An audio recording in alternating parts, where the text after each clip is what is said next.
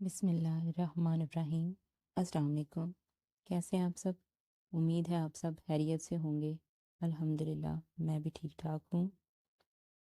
ہم نے سبق نمبر 10 کا آغاز کیا تھا، جس کا عنوان ہے بارش کا پہلا قطرہ۔ بارش کا پہلا قطرہ کس طرح اہمیت رکھتا ہے کہ وہ سب سے پہلے ہمت کرتا ہے، زمین پر گرتا ہے، اس کو دیکھتے ہوئے اس کے ساتھی جو ہے زمین پر گرتے ہیں اور اس طرح موسلا دھار بارش کی صورت اختیار کر لیتے ہیں۔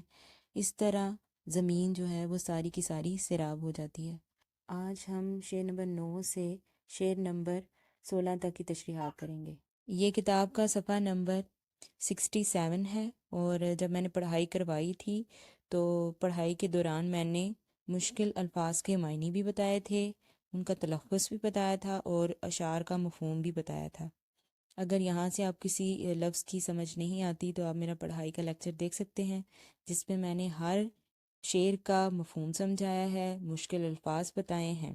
ٹھیک ہے، آج ہم لیکچر کا آغاز شعر نمبر 9 سے کریں گے۔ شعر نمبر 9 یوں ہے: یہ کہہ کے وہ گیا روانہ، دشوار ہے جی پر کھیل جانا۔ اس کی تشریح یوں ہے: شاعر شعر میں کہتا ہے کہ دلیر قطرہ سب کو اپنے پیچھے آنے کا درس دے کر خود زمین کی طرف کود پڑا۔ یہ فیصلہ خاصا مشکل تھا، خود کو ہلاکت میں ڈالنا آسان نہ تھا، مگر قطرہ بہت بہادر تھا، اس نے جان پر کھیل کر زمین کی طرف قدم بڑھا دیا تھا۔ اگلا شعر ہے شعر نمبر 10: دیکھی جرأت جو اس سکھی کی، دو چار نے اور پیروی کی۔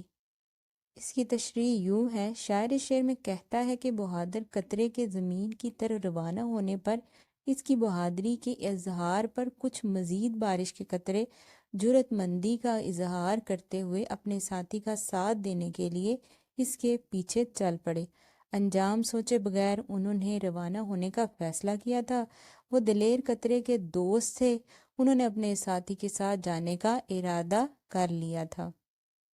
اگلا جو شعر ہے وہ شعر نمبر 11 ہے: پھر ایک کے بعد ایک لبکا، قطرہ قطرہ زمین پہ ٹپکا۔ اس کی تشریح یوں ہے: شاعر شعر میں کہتا ہے کہ دلیر قطرے کے زمین کی طرح روانہ ہونے کے بعد اس کے کچھ ساتھی اس کے پیچھے چل پڑے، حتیٰ کہ ایک کے بعد ایک زمین کی طرف چل پڑے، ایک کے پیچھے ایک بوند زمین پر پانی بن کر برسنے لگی۔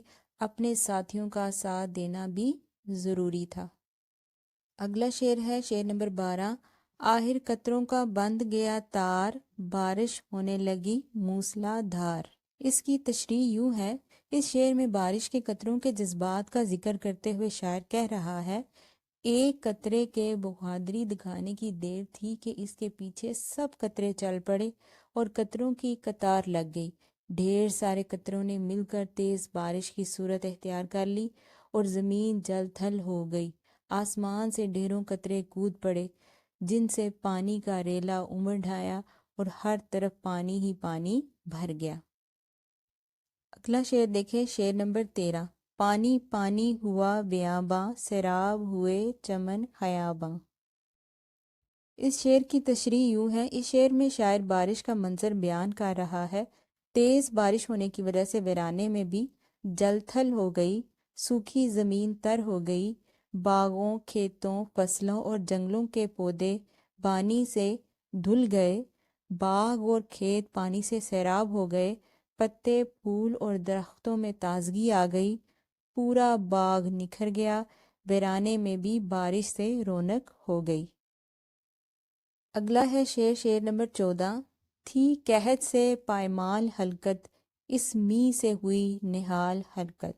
اس شعر کی تشریح یوں ہے: شاعر شعر میں کہتا ہے کہ بارش نہ ہونے کی وجہ سے زمین پر موجود انسان، حیوان اور نباتات خشک سالی کا شکار تھے، فصلیں خراب ہو رہی تھیں، پودے مرجھا رہے تھے، سمندری مخلوق پانی کم ہونے کی وجہ سے پریشان تھی، انسان گرمی سے بے حال تھے، زمین پر خشک سالی تھی، لوگ پینے کے پانی سے محروم تھے، بارش آنے کی وجہ سے تمام مخلوق فیض یاب ہوئی، فصلیں سیراب ہو گئیں، جنگل میں منگل ہو گیا، دریاؤں ندی نالوں میں پانی بھر گیا، انسان بارش میں نہانے لگے، حیوانات اور پرندوں نے اپنی پیاس بجھائی، اس بارش سے تمام مخلوق خوش ہوئی۔ اگلا جو شعر ہے شعر نمبر 15، اے صاحبو قوم کی خبر لو، قطروں کا سا اتفاق کر لو۔ اس کی تشریح یوں ہے، اس شعر میں شاعر نے اپنی قوم کو اتحاد کا سبق دیا ہے کہ ایک قطرہ کوئی اہمیت نہیں رکھتا، مگر جب سب قطرے مل کر روانہ ہوتے ہیں تو موسلا دھار بارش کی صورت اختیار کر لیتے ہیں۔ اس لیے اے دوستو، اگر ترقی کرنا چاہتے ہو تو سب مل جل کر کام کرو، اتفاق میں برکت ہے، قطروں کی طرح متحد ہو جاؤ، تم ایک مضبوط قوم بن جاؤ گے۔ شعر نمبر 16 ہے، قطروں ہی سے ہو گئی نہر جاری، چل نکلیں گی کشتیاں تمہاری۔ ظاہری شعر کی تشریح یوں ہے، اس شعر میں شاعر یہ سبق دے رہا ہے کہ اتفاق اور اتحاد کا سبق بارش کے قطروں سے سیکھو۔ یہ قطرے جب مل کر زمین پر گرتے ہیں تو انقلاب برپا کر دیتے ہیں، سوکھی ہوئی نہریں پانی سے بھر جاتی ہیں، ان نہروں میں کشتیاں چلنے لگتی ہیں اور تمام لوگ خوشحال ہو جاتے ہیں، کسان کی فصلیں شاداب ہو جاتی ہیں، جو کام رکے ہوئے تھے وہ پھر سے شروع ہو جاتے ہیں۔ اسی طرح تم مل کر رہو گے تو تمہارے تمام مسائل حل ہو جائیں گے۔ اس طرح آج کا لیکچر مکمل ہوا۔